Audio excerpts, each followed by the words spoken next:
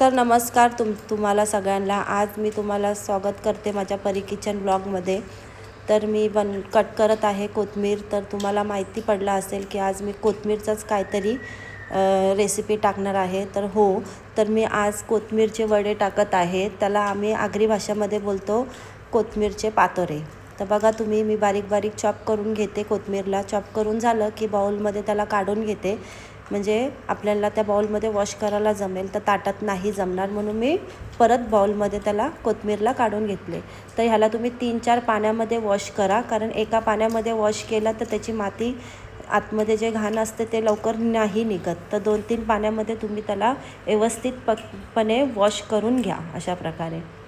तर चला, आता माझं वॉश करून झालं आहे।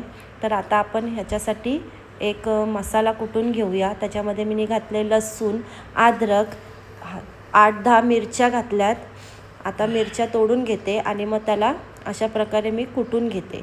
तर मिरच्या, अद्रक, लसूणला मी अशा प्रकारे कुटून घेते। तर कुटून झालं की चमच्याने त्याला आपण बाउलमध्ये काढून घेऊया। हळद घेऊया, बेसन घेतलं 1 वाटी, 1 वाटी तांदळाचं पीठ घेतलं, मीठ घालून पाणी घालून आपण त्याला अशा प्रकारे मिक्स करून घेऊया। तर व्यवस्थित मिक्स करून झालं की आपण त्याला ताट लावून 5 मिनिटासाठी ठेवूया। 5 मिनिटं झाले की चाळण घेऊया। तुम्ही ताटामध्ये पण ह्याला हे करू शकता, वाफ देऊ शकता।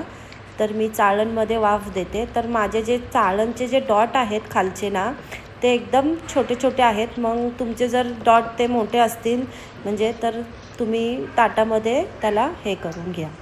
तर बघू शकता तुम्ही, अशा प्रकारे माझं मस्तपैकी चाळणीमध्ये मी काढून घेतलं आहे।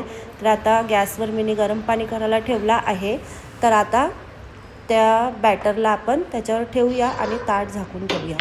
आणि अशा प्रकारे तुम्ही त्याच्यामध्ये काठी घालून बघू शकता की शिजलं आहे का नाही। जर त्याला चिपकलं तर तुमचं नाही शिजलं आहे। तर माझं नाही चिपकलेला, तर याचा अर्थ माझं जे पातोरे आहे ते व्यवस्थित शिजलं आहे।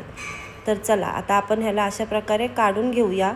तर काढून झालं की आता मी त्याला कट करते चाकूनी। तुम्ही बघू शकता मी कसं कट करत आहे। किती मस्तपैकी हा पातोरी माझं शिजून झाला आहे आणि एकदम यम्मी दिसत आहे। तर चला, आता माझं हे कापून झालं आहे। तर आता आपण याला फ्राय करूया। तर बघा तुम्ही, किती मस्तपैकी फ्लफी दिसते। तर आता आपण ह्याला ऑइलमध्ये फ्राय करून घेऊया। तर मी पॅनमध्ये तेल घातलं आहे आणि त्याच्यामध्ये जे पातोरे मी कापले होते ते सगळे घालून घेते। आणि तेल जर साईडला झालं तुमचं तर तुम्ही असं फिरू शकता आणि त्याला पलटी करून आपण शिजून घेऊया।